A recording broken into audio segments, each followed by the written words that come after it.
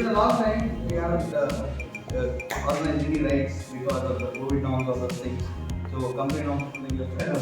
So he said we all know the one ride April Ocean. So this is a we all know Royal Enfield is the biggest riding community in the entire world. Royal Enfield has the biggest riding community. So this one ride is just showing that we are a little bit responsible towards society, where we can like leave every place better. So this one ride community of Royal Enfield riders can mobilize their strength to lead this change towards a responsible travel by doing their little bit of leave every place better. So today, not only we are riding, along with us, there are thousands of riders across 300 cities in India and 35 countries across the world. So thanks for joining us once again. So welcome.